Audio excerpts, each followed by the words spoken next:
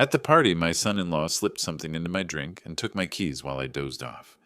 By morning, the safe was open but empty. He didn't know I'd moved everything a week earlier. My grandson, a Navy SEAL, arrived by noon. The fiancé fainted in shock, but his betrayal was just starting to unravel, and justice was coming swift. Before continuing, subscribe to the channel and write in the comments what time it is in your region right now. My name is Leonard Hayes. I'm 70 years old, and I live in Chesterfield County, just outside Richmond, Virginia. For 35 years, I worked as an insurance agent, property and liability, and I got very good at reading the fine print that other people skip. Now I'm retired, and I spend my mornings in the garage workshop, grinding Damascus steel into something sharp and useful. That, as it turns out, is a skill with more than one application. The house on Oakcrest Lane is mine. 3 bedrooms, a deep lot, a detached garage I converted into a workshop 12 years ago. I paid it off before my 62nd birthday. $680,000 in today's market, though I don't think about it in those terms. I think about the peach tree in the backyard that took 6 years to produce fruit, and the workshop floor I leveled myself with a rented machine and 2 bad knees. It's not a number. It's 30 years of my life standing still in one place. My daughter Patricia moved in with me 2 years ago. She said it was temporary, a lease ending, a transition period, a few months, tops. I said fine. I've always had a hard time saying no to her. That's probably my fault more than hers. Patricia is 44. She has her mother's eyes and her mother's talent for believing what she wants to believe. She's not a bad person.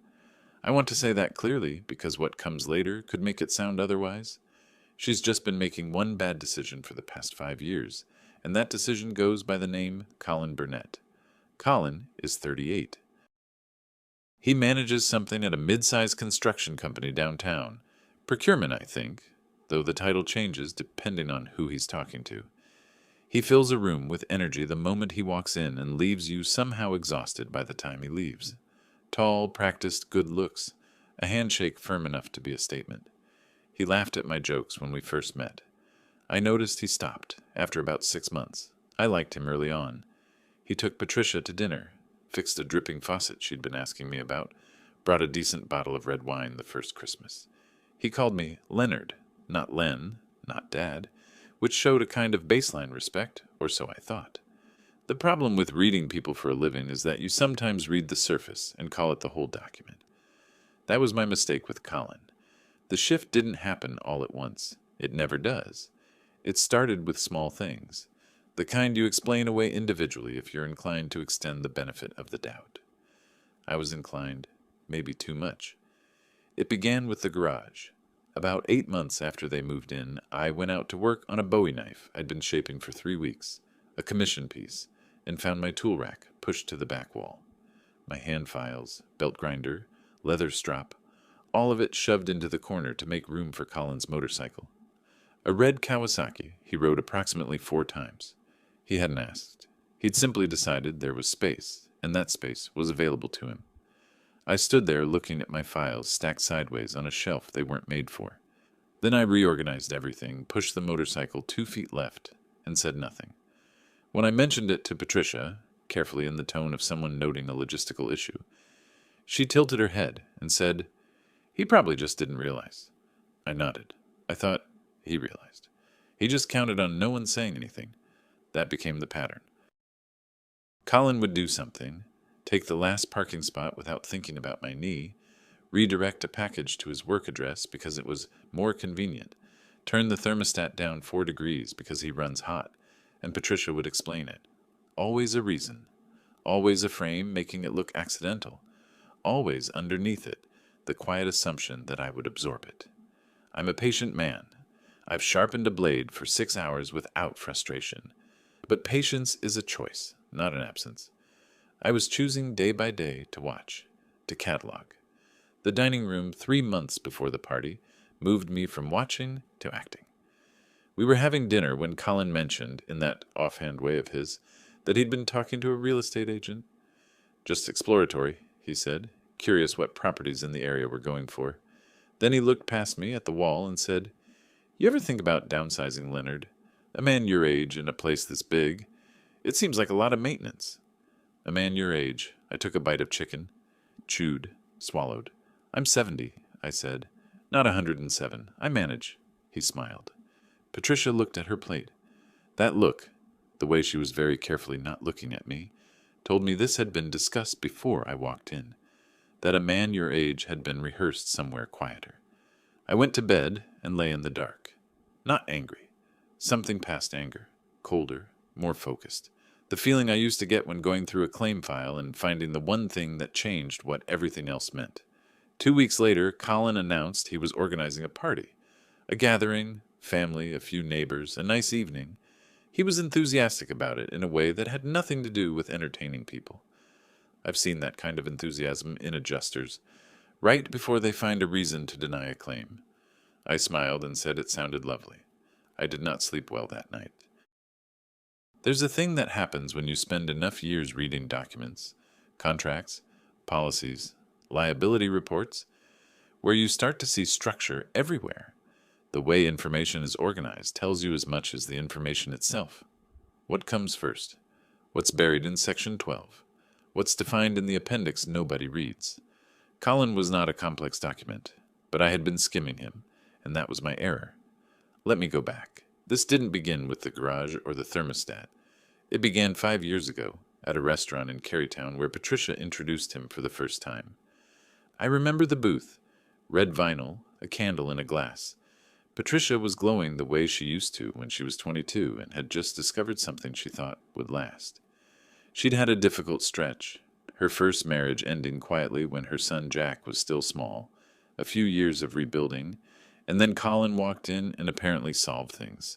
She laughed differently that night, lighter, I noticed. Colin shook my hand and said, "She talks about you constantly. She says you can make a knife from scratch." He seemed genuinely impressed. I told him about Damascus steel, about folding metals until the pattern emerged, about the patience it required. He listened and asked good questions. I drove home thinking she found someone decent. 2 years later, on a Sunday morning, I walked into the kitchen to find him at my table with what looked like a magazine. It was a real estate comparative market analysis, printed, stapled, margins highlighted, for this house. He closed it quickly and said he'd been doing research for a client at work. I made coffee. Said nothing, but I filed it. Now, in the weeks before his party, I pulled that file back out. I want to be fair to Patricia. She was not the architect. She was the person who told herself it wasn't happening, who explained things away because the alternative was too large to look at directly. I understand the geometry of that kind of self-protection. I don't excuse it, but I understand it. What I could not overlook was that she'd started mentioning documents, slipping it into conversation. "Dad, is your will current?" over breakfast. "Colin says it might be worth reviewing the deed, just for tax reasons." Small insertions like footnotes not meant to be noticed. I noticed. The Monday after Colin announced the party, I went downtown. The Virginia State Bar's public directory lets you search by specialty. I found Rebecca Walsh on the 4th name, property and estate law, criminal defense overlap, 15 years in practice, office on the 5th floor of a building on Main Street. I made an appointment for Thursday. Her office was functional in the way that signals actual work. Color-tabbed file stacks, 2 monitors, a whiteboard with case numbers. She shook my hand and got straight to the point. I told her what I'd seen. The CMA, the dinner conversation, the document references from Patricia. She listened without interrupting. "You want a living trust," she said. I told her I wanted whatever made the house unreachable. She explained it clearly. A revocable living trust transfers ownership of the property into a trust structure, with me as both grantor and trustee. The house leaves my personal estate, bypasses probate, and more relevantly becomes inaccessible to any external claim or attempt to influence asset distribution through spousal pressure. I'd retain full control. I could revoke or amend it at any time. But on a deed, the property would belong to the Leonard Hayes Living Trust, not to Leonard Hayes the individual. I asked how long it would take. 2 weeks if we moved quickly, she said. We moved quickly. That same afternoon, I called a private investigator named Marcus Powell, a referral through Rebecca, a professional contact. No prior history between us. I told him I needed financial background on a man named Colin Burnett. Public record territory, debts, credit accounts, payment patterns. Powell called me back 6 days later. I was in the workshop sanding a handle when the phone buzzed. He had found $41,000 in documented losses across 3 online gambling platforms, accumulated over 18 months. He had found a credit card issued 14 months ago, not a shared account, Patricia's name nowhere on it, current balance $9,300, and he had confirmed 2 visits to the house, my house, over the past 2 months. Both times Colin had a guest. The guest, traced through vehicle registration, ran a locksmith and safe servicing business out of a shop in Henrico County. I set down the sandpaper. A safe technician, twice, while I was out of the house. I looked at the knife handle on my workbench, the grain of the wood, the way patience produces something that holds an edge. Powell told me he'd bring a printed report the next day. I said to come to the workshop entrance, not the front door. The following morning, he slid a manila envelope through. 6 pages, organized, documented. The kind of report that would hold up if someone wanted to use it. I turned to page 4. There was a line I read twice. I set the envelope on the steel workbench, picked up the handle I'd been shaping, turned it over slowly in my hands. The party was in 2 weeks. I had just enough time. Page 4 of Powell's report had a name I recognized. Not a stranger, someone Colin had introduced as a college friend about a year back. They'd had dinner here once, a low-key Tuesday, and the man had walked through the house the way people do when they're pretending not to look at things. He'd admired the built-in shelving in the hallway. He'd asked, conversationally, whether the study at the back was original to the house. I'd thought nothing of it at the time. I thought plenty of it now. His name was listed in Powell's notes, alongside the vehicle registration tied to those 2 visits. Darren Solt, owner-operator of Solt Lock and Safe Services, Henrico County. 11 years in business, specializing in residential and commercial safe installation, maintenance, and, the part that interested me, non-destructive entry. That last one is a polite way of saying he could open your safe without leaving a mark. So Colin had brought his safe man to tour the house twice while I was out. Let him look at the study door, probably. Clock the safe model through the wall. Run whatever calculations a professional runs when he's being asked to come back later for the main event. I sat with that for a moment. Then I went to the study. The safe is a Gardall 1212. Combination lock. Floor bolted. Bought it 18 years ago when I was handling high-value policy documents that needed secure overnight storage. It holds what you'd expect.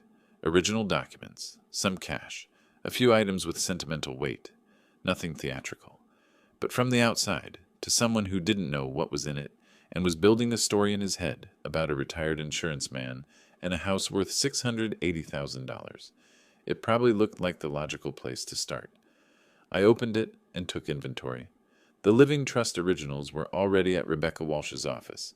She'd retained a copy at my request. The power of attorney documents, the deed copies, $18,500 in cash I keep for contingencies, a small collection of policy paperwork still technically active. All of it came out and went into a leather document case I'd had since my working days. The next morning I drove to the Wells Fargo branch on Midlothian Turnpike and opened a safe deposit box, size medium. The annual fee is $75. I've paid more for coffee at airports.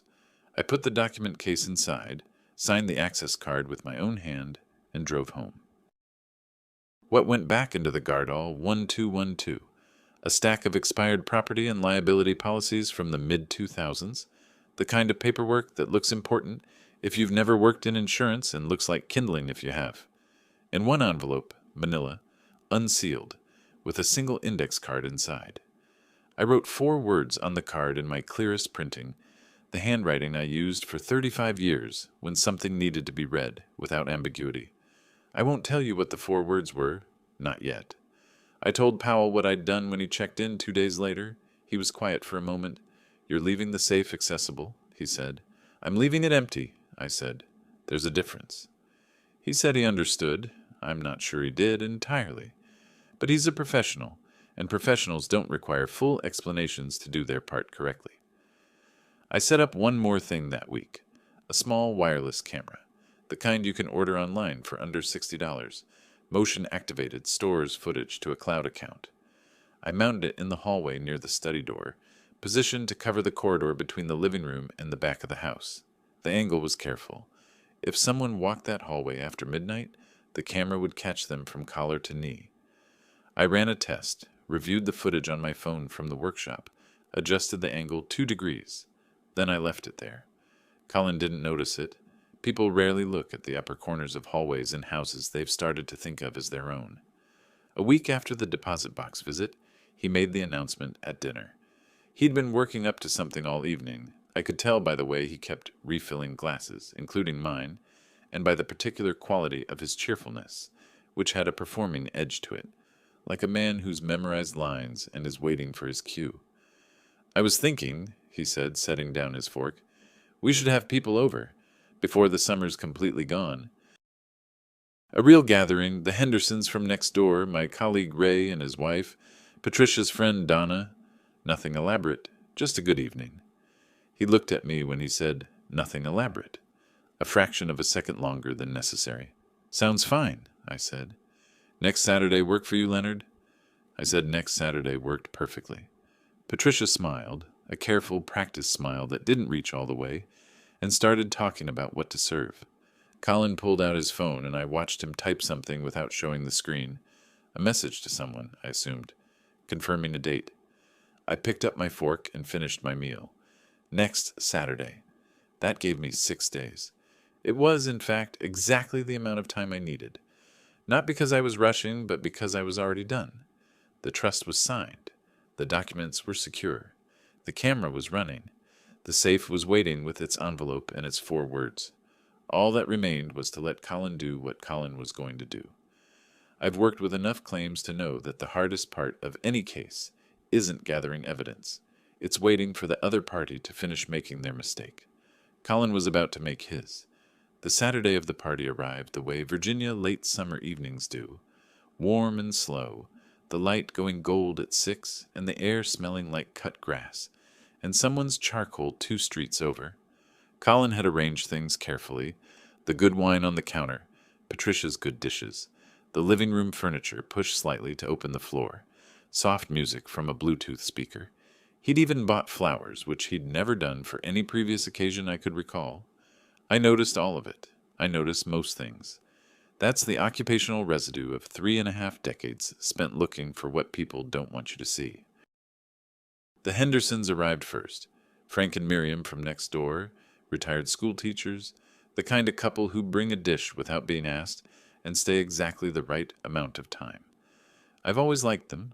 Colin was warm with them in the performed way, the handshake, the laugh, the immediate offer of a drink. Fine. Let him perform. Ray Calloway came with his wife Sherry around 7. Colin's colleague, procurement department, mid-30s with the confident posture of someone who's been told too many times that he has good instincts. Patricia's friend Donna arrived last, slightly breathless, with a bottle of wine she'd clearly bought on the way over. 7 adults in a living room is about the right number for a gathering that wants to feel casual, but isn't. Enough noise to cover a side conversation. Enough movement to explain why someone might need to step away for a few minutes. Colin played host with real commitment. He moved through the room, refilled glasses, landed well-timed jokes. He was good at this, I'll give him that. If you didn't know what to look for, you'd have called it a pleasant evening. I knew what to look for. He refilled my glass twice in the first hour. Both times he appeared at my elbow at the right moment, just as the glass was getting low, with the bottle already in hand. The third time he didn't come from the kitchen. He came from the hallway, the direction of the bar cart near the entry. He poured and moved on before I'd finished the sentence I was saying to Frank Henderson. I didn't drink that third glass. I set it on the end table beside my chair and shifted it out of reach when I turned to talk to Miriam. When she moved away, the glass was gone. Colin had cleared it with the kind of quiet efficiency that told me he'd been watching it. A new glass appeared on the side table 20 minutes later, already poured, set there while I was getting up to find the restroom. I drank approximately a third of it. I want to be clear, I'm not a reckless man. I'd considered this possibility before Saturday arrived. I knew what zolpidem, the common sleep aid, looks like in a drink. Nothing. No color, minimal taste if diluted enough. I also knew what a third of a glass would do versus a full glass, and I'd made a calculated decision about how far I needed to let this go. Far enough to be useful in court, not so far that I couldn't send one message before the lights went out. Around 10 o'clock, I felt it. A warmth behind the eyes, thought moving through something thicker than air. I was in the armchair in the corner of the living room, guests thinning out, Frank and Miriam already saying their goodbyes. I let my posture settle, let my responses get slightly slower. Not manufactured. I didn't have to manufacture much at that point. Colin watched me the way a man watches a timer. I had my phone in my right hand, face down on the armrest. I'd already typed the message an hour earlier. Saved in drafts, a single address, 3 words of text. All I needed to do was open drafts and hit send. I did it without looking at the screen. 30 years of muscle memory. I heard the small confirmation vibration against the armrest. Colin appeared at my shoulder. "You doing all right, Leonard? You look tired." "Long week," I said. The words came out slightly soft at the edges. "Good enough. You should rest. Want me to get you some water?" I said water would be fine. He left toward the kitchen. When he came back with it, I was already losing the thread of the room. The music blurring slightly. Donna's laugh at the far end coming from somewhere further than the room's actual dimensions. I took the water, set it down, didn't drink it. The last thing I saw clearly, the room emptying, Patricia walking the last guest to the door, Colin standing in the entryway watching her. And then when the door closed and she said she was heading to bed, he waited. 30 seconds. 45. He thought I was asleep. I heard the rustle near the armchair, my right side, where my jacket was folded over the arm, a careful hand in the side pocket, a small weight lifted out, the keys to the guardall, 1212. I let my breathing stay even, let my head stay at the angle it had fallen to. Colin's footsteps moved toward the back of the house, steady, unhurried, the confident walk of a man who has finally arrived at the moment he's been rehearsing. The study door opened and closed. I sat in the armchair in the dark living room and let him go. The message had already been sent. The camera was running. The safe was empty. Colin was walking toward a room that contained nothing but expired paperwork and a 4-word note from a retired insurance agent who had, it turned out, read the fine print, after all. I closed my eyes. There was nothing left to do tonight. Tomorrow was going to be interesting. I woke up in the armchair sometime before 7. The room was the gray-white of early morning. My neck had a complaint about the angle it had spent the night at, and the headache behind my eyes was dull and persistent. The specific texture of interrupted sleep, not natural waking. I knew exactly what had caused it. I sat with that for a moment before moving. The house was quiet. The party's debris had been partially cleared. Glasses gathered, wine bottles gone, furniture shifted back. Patricia probably working in the small hours. She's always been a cleaner-upper, the kind of person who needs visible order when things are internally chaotic. I stood up slowly, waited for my knee to register its usual morning opinion, and walked to the kitchen. The coffee maker had already run, a half-full pot sitting on the warmer. Patricia was at the kitchen table with a mug, both hands around it, staring at the surface of the table. She looked up when I walked in and then looked down again, which was answer enough. I poured a cup and sat across from her. Neither of us said anything for a while. Outside, the peach tree was just visible through the window, its leaves still in the morning air. I'd planted it the summer Patricia graduated high school. I remember telling her it would take years to fruit. She'd said that seemed like a long time to wait. I'd said some things are worth waiting for. She didn't ask about last night. I didn't offer. We sat with the coffee and the quiet and the table between us, and after a few minutes she got up, put her mug in the sink, and left the room. Colin's car was not in the driveway. I finished my coffee, rinsed the cup, and walked down the hall to the study. The door was open. I had left it closed. The safe door was ajar, not swung wide, just pushed to and slightly open, the way someone leaves a cabinet when they're done with it, and expecting to be elsewhere before anyone notices. The keys were on the floor about 18 inches from the safe, as if they'd been set down in a hurry and slid, or dropped. The image that came to mind was someone opening the safe, finding what was inside, and losing their grip. I opened the safe door the rest of the way with one finger. The expired policy files were still there, stacked the way I'd left them. The manila envelope was gone. He'd taken it. Of course he had. Even empty-handed, even rattled. You take the thing that has your name on it. That's reflex. That's the move of a man who is suddenly uncertain what he stepped into. I closed the safe, turned the combination, and left the room. Back in the kitchen, I made a second cup of coffee and opened the cloud storage app on my phone. The camera had logged 11 motion events between 2:14 and 3:40 in the morning. I scrolled through the timestamps and selected the longest clip. 47 seconds. Good angle. Clear enough. I watched it twice, then locked my phone and finished my coffee. At 11:37, I know the time because I was watching the clock, not because I'm obsessive about it. The doorbell rang. I opened the front door, and my grandson Jack was standing on the porch with a green military-issue duffel over one shoulder and a tan that came from somewhere with considerably more sun than Virginia. 26 years old, built like someone who has done genuinely difficult things with his body for several years running, with the particular stillness of a person who has learned that movement costs energy, and energy is worth conserving. Jack Hayes, Patricia's son from her first marriage, and the person in my family I trust most completely. He'd been deployed for 8 months. Navy SEAL team, operational details I know better than to ask about. And his last letter had said he expected to be back sometime in the fall. It was late summer. You said fall, I said. I got reassigned early. He set the duffel down, looked at me for a moment, and then pulled me into the kind of hug that communicates several things without saying any of them. He smelled like airplane and somewhere else. You look tired, Grandpa. Long night. Come in. He came in. We sat in the kitchen, and I made him eggs because he looked like he hadn't had a home-cooked meal in 8 months, which was accurate. He asked about the workshop. I asked about the deployment. Got the expected non-answer, moved on. Patricia came downstairs, saw him, and whatever brittle composure she'd been maintaining cracked straight down the middle. She hugged him for a long time. He let her. While Patricia made more coffee, Jack caught my eye across the kitchen. The look was brief and specific. Something is wrong here. I gave the smallest nod. He understood and didn't push. We were still at the kitchen table an hour later when the front door opened. Colin walked in looking the way a man looks when he's been rehearsing a story and is moderately confident in the delivery.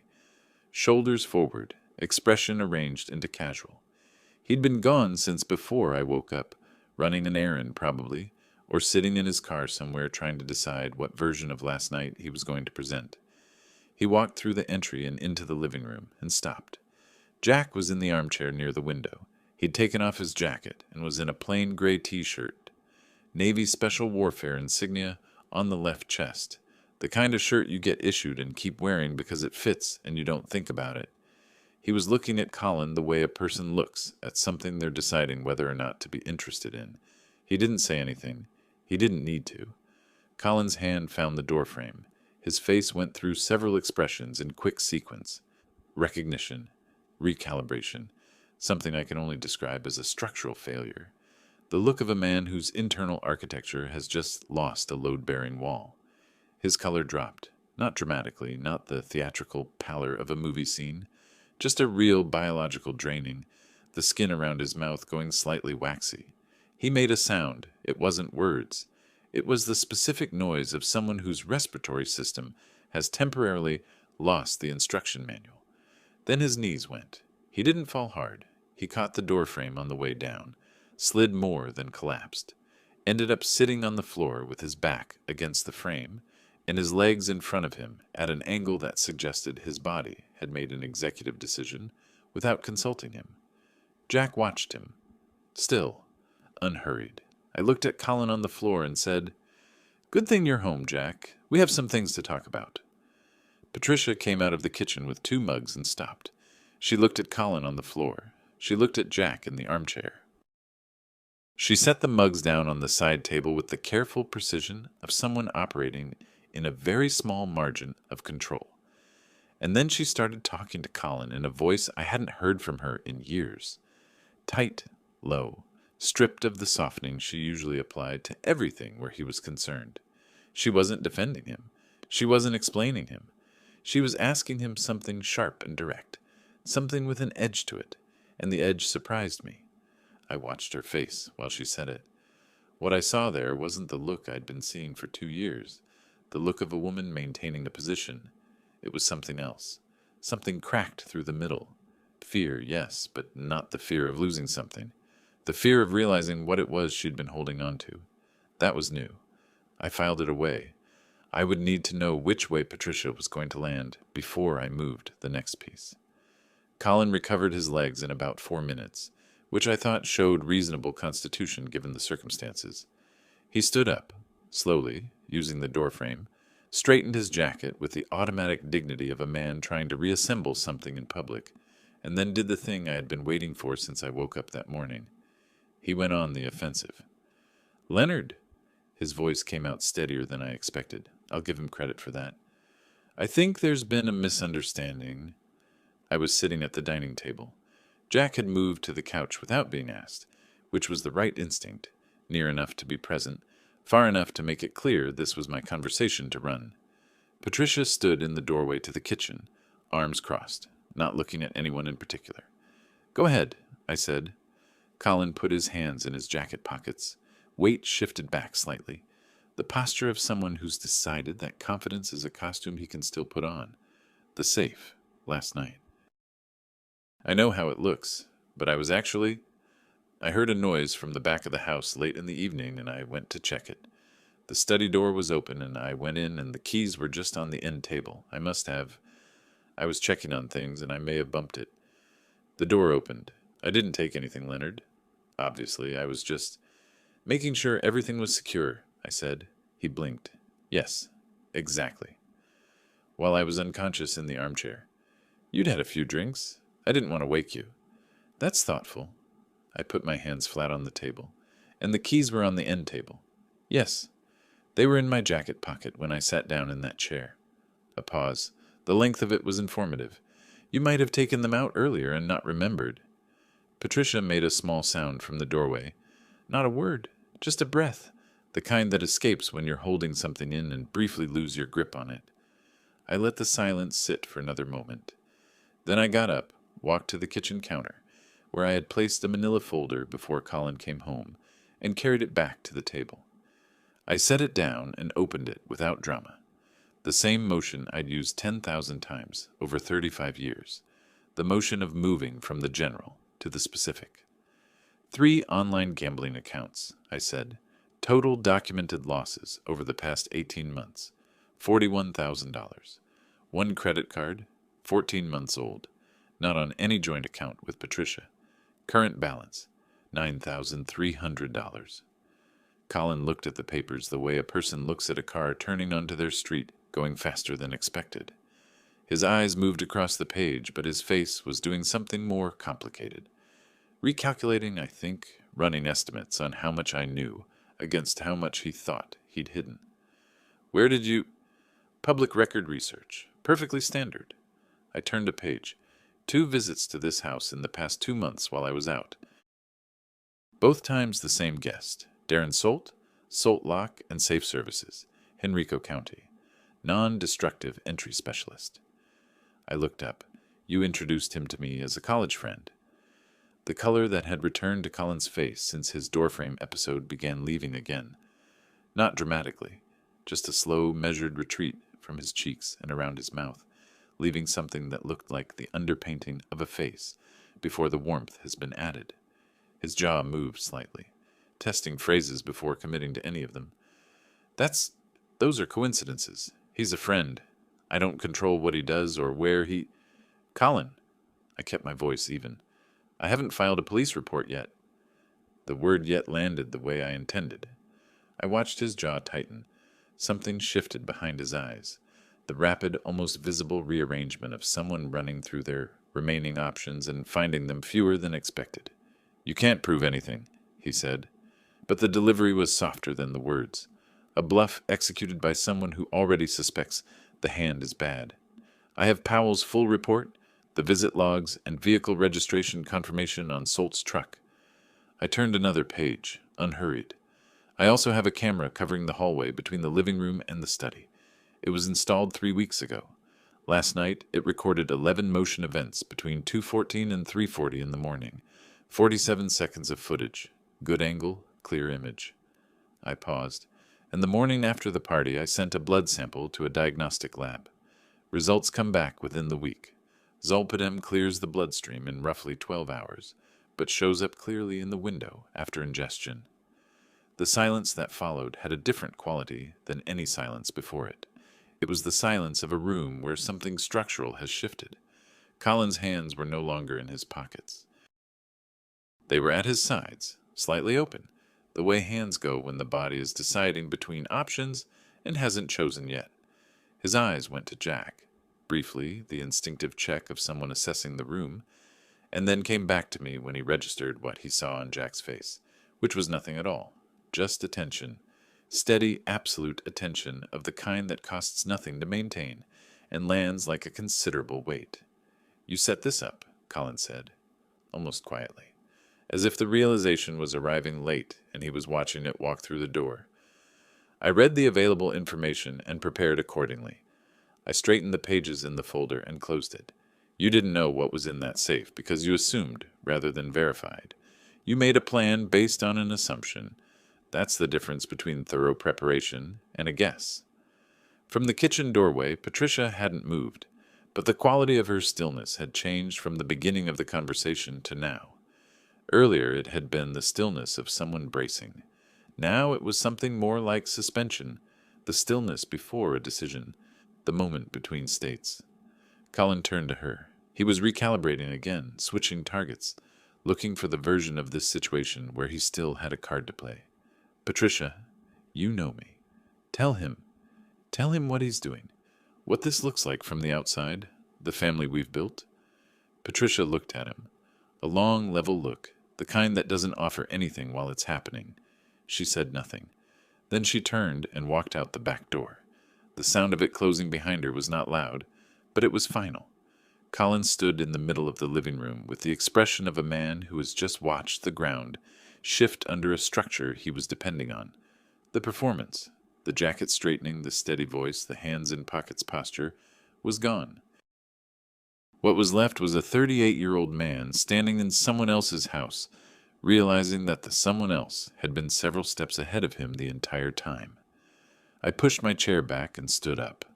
"I'm going to the workshop," I said. "I have a blade I've been meaning to finish." Jack stood from the couch in the quiet way he moved, said nothing to either of us, and followed me toward the garage. From behind us, from the living room, I heard Colin's voice. Low, the volume of a man not intending to be overheard. "He won't do anything. He's too old for this." I kept walking. Through the kitchen, out the side door, into the clean morning air of the garage. I picked up the handle I'd been shaping and sat down at the workbench. He was going to be educational, to correct. The lab results came back 4 days after the party. Zolpidem, confirmed present. Concentration consistent with a therapeutic dose, administered without the subject's knowledge. The phrasing from the toxicology report, not mine, though I appreciated the precision of it. I printed the report at the library on Midlothian Turnpike, put it in a folder with Powell's documentation and the camera footage, exported to a USB drive, and called Rebecca Walsh that same afternoon. She told me to come in the next morning. Her office looked the same as my first visit. The color-tabbed files, the 2 monitors, the whiteboard.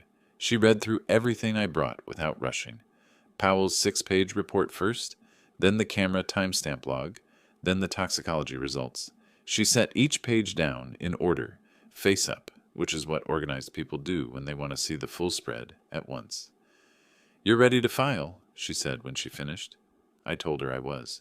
We walked through the statutes together. Virginia Code, Section 18.2-89. Burglary. Entering a dwelling in the nighttime with intent to commit larceny. The intent was documented through the Solt visits. The footage established key retrieval from my jacket. The safe had been accessed between 2 and 4 in the morning while I was incapacitated in the next room. The elements were there: unlawful entry, intent, nighttime, occupied dwelling. Rebecca said the footage alone would be difficult for a defense attorney to explain away given the surrounding documentation. I told her I'd had that in mind when I chose the camera angle. Section 18.2-312, administering poison, the zolpidem confirmed by the lab, in a concentration that ruled out accidental ingestion. My blood draw had been logged and timestamped by the clinic the morning after the party, which established the chain of custody. Rebecca said the combination of the footage and the toxicology was the kind of evidence that makes prosecutors efficient. I filed the report at the Chesterfield County Police Department that afternoon. A detective named Okafor took my statement. He was the kind of officer who lets you talk without interrupting and asks his questions afterward, in a sequence that tells you he already understood the structure before you finished explaining it. He reviewed the USB drive and the folder, made notes, thanked me for the thorough documentation. I told him I'd had some time to prepare. He gave me a card and said they'd be in contact. They were in contact in 31 hours. Powell texted me the time of the arrest. Colin's office the following morning, 8:47. I was at the workbench when the message came through, running a file along the spine of a blade I'd been neglecting for 2 weeks. I read the message, set the phone down, finished the stroke I was in the middle of, then put the file down and went inside. Patricia called at 11:14. I had expected it. I answered on the second ring. "Dad!" The word arrived, compressed, wrung out. She'd been crying and stopped, and was now running on what came after that. "What did you do?" I filed an accurate report.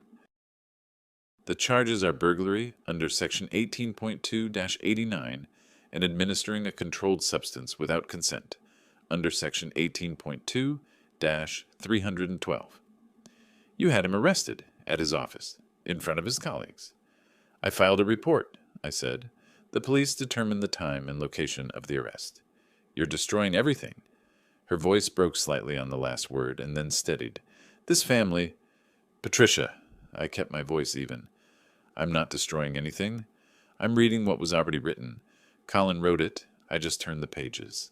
She hung up without answering. I stood in the kitchen for a moment, looking at the phone in my hand, then put it in my pocket and made a second cup of coffee. Colin posted bail that evening, $25,000 through a bondsman, processed within 3 hours of booking. I thought the amount was an accurate measure of how much trouble he understood himself to be in, enough to know he was serious, not enough to realize how complete the case against him was. He did not yet have the full picture. At 7:48 that evening, a message from Rebecca Walsh appeared on my phone. 4 words, "Call me when you can."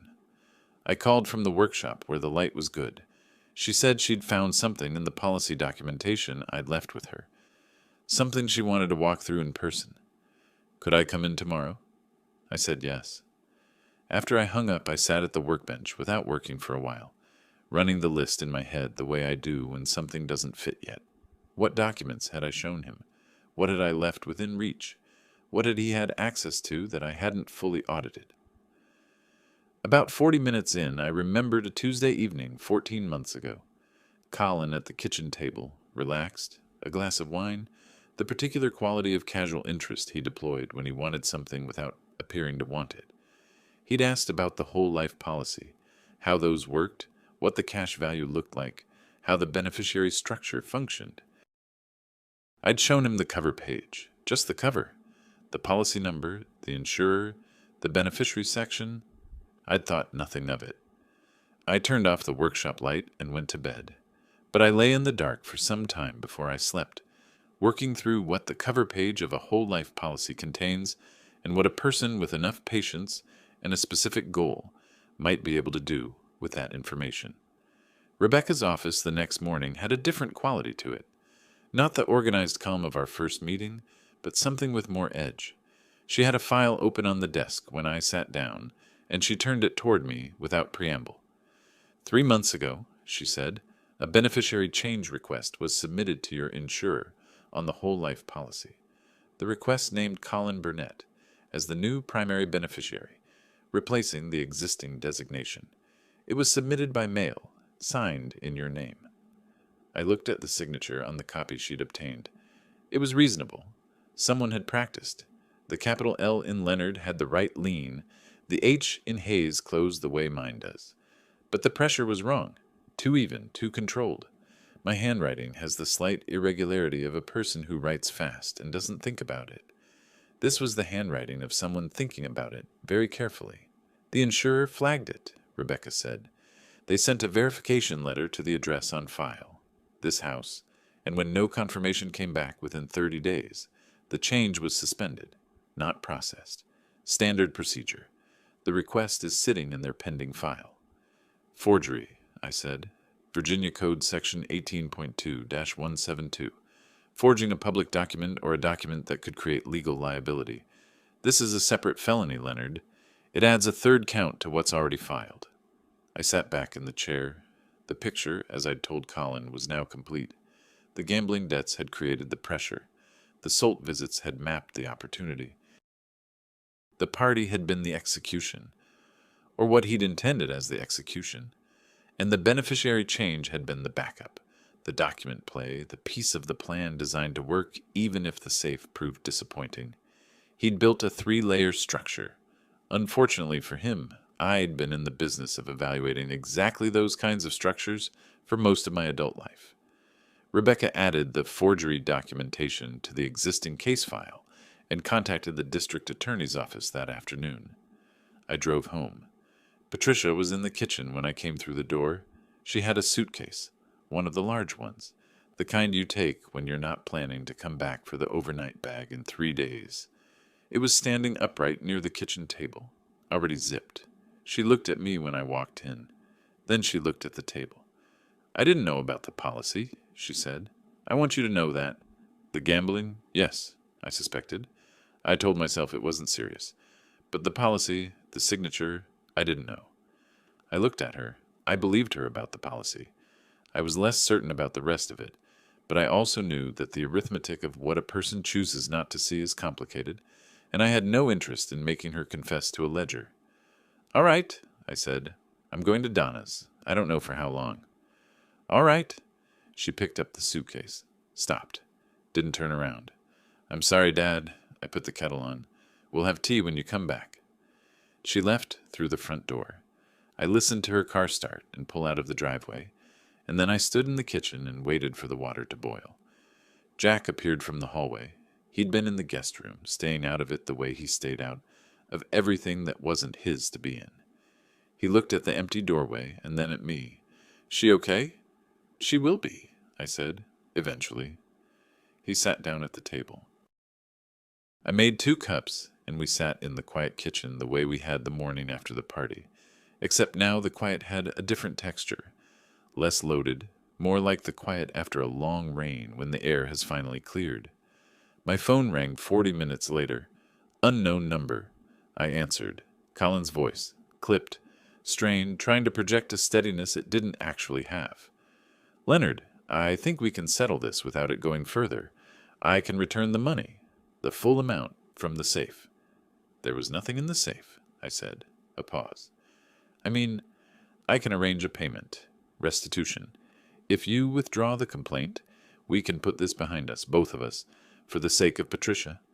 "Patricia left this morning," I said, "with a suitcase." Another pause, longer. "Leonard," I hung up. I set the phone face down on the kitchen table and looked at my tea. Jack looked at the phone and then at me. "That him?" he said. "Yes." "What did he want?" "To negotiate." I picked up the cup. "He doesn't understand yet that there's nothing to negotiate." Jack nodded once, slowly, the way he processed most things, taking it in, placing it somewhere, moving on. Outside the kitchen window, the peach tree stood in the late morning light, its branches going still in the August heat. The forgery documentation was filed. The toxicology report was in evidence. The camera footage was with the detective.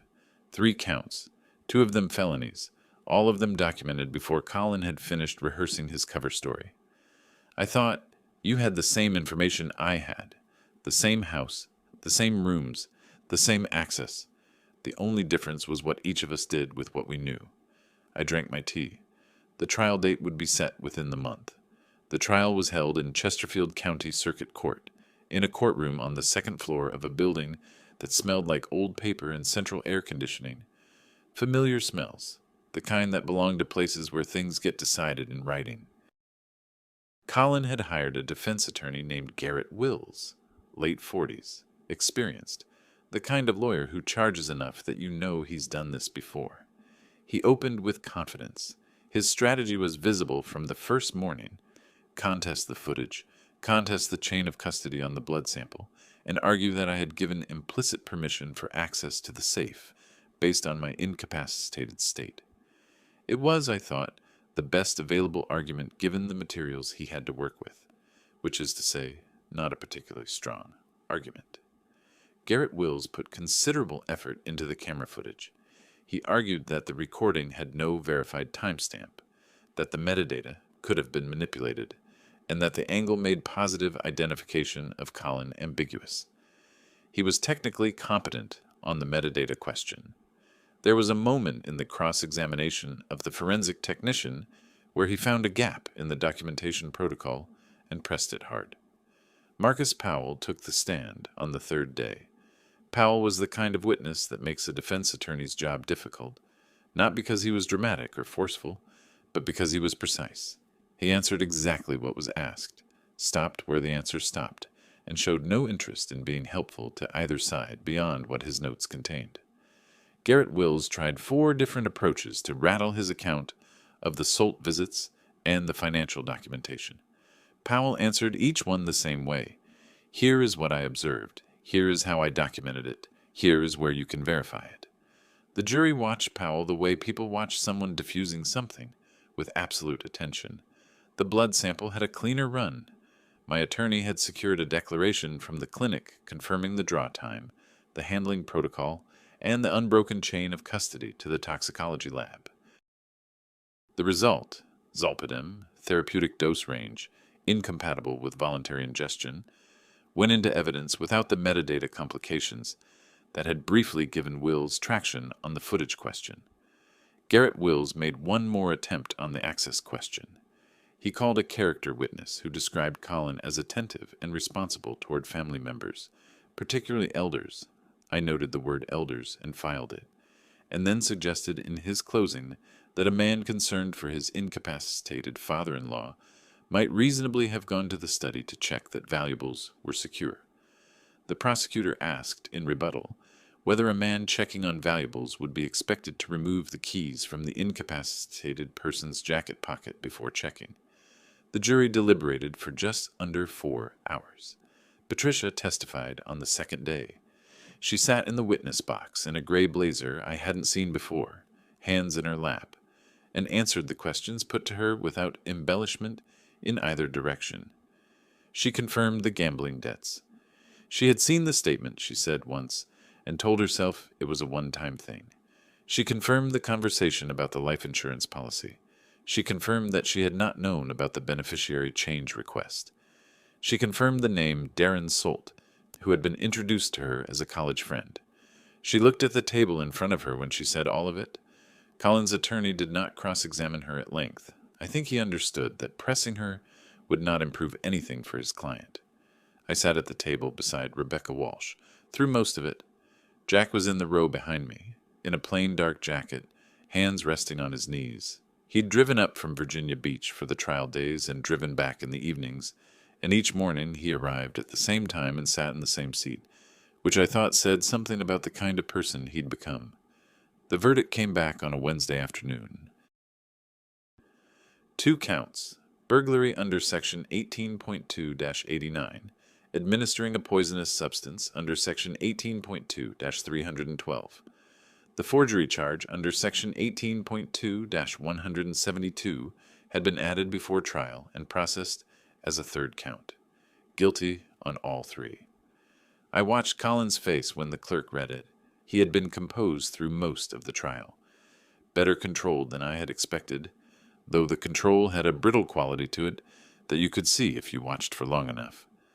When the third guilty came through, something in his expression changed in a way that wasn't quite collapse and wasn't quite relief. It was the look of a man who has finally received confirmation of something he had been dreading, but also, at some level, expecting. He looked at me once, briefly, just after the reading. I didn't look away. The judge set sentencing for 3 weeks out, gave the attorneys their instructions, and adjourned. On the courthouse steps, Rebecca Walsh stood beside me in the late afternoon light and said, "Clean sweep, all 3." She shook my hand with the same efficiency she'd shown at every stage. Professional, direct, not making more of it than it was. I thanked her, and meant it. Jack and I drove home in his truck. He didn't say much, which was fine. I looked out the window at the Chesterfield County roads I'd driven for 30 years and thought about what it took to build something and what it cost to protect it, and whether those were the same kind of patience or different kinds.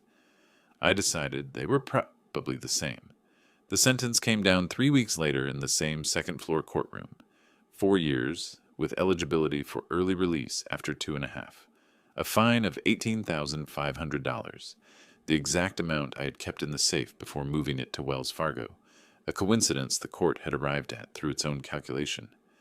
I did not point this out to anyone. Some things are satisfying in silence. The house on Oakcrest Lane remained in the Leonard Hayes Living Trust, untouched and unreachable. Colin's attorney had made one attempt during proceedings to raise the property as a marital asset. Rebecca Walsh produced the trust documentation, the filing timestamp, and the deed transfer record. That line of argument closed in about 12 minutes. Patricia began therapy the week after sentencing. She found a position at a property management company downtown. Entry level, not what she'd expected at 44, but she didn't complain about it. On some evenings, she came to the kitchen after dinner, and we drank tea without talking about anything in particular. We were learning, both of us, what the new version of the distance between us looked like. Jack stayed for 2 more weeks before heading back to base. On his last evening, he was in the workshop with me while I finished the blade I'd been working on since before the party. A full-tang hunting knife, Damascus pattern, handle of stabilized walnut. He picked it up when I set it down, turned it under the workshop light. "You knew from the beginning, didn't you?" he said. I took the blade back and drew a polishing cloth along the flat. I read him the day I met him. I just waited for him to finish reading himself. Jack nodded. He understood patience. It ran in the family. If you like this story, please like this video, subscribe to the channel, and share your impressions of this story in the comments. To listen to the next story, click on the box on the left. Thank you for watching.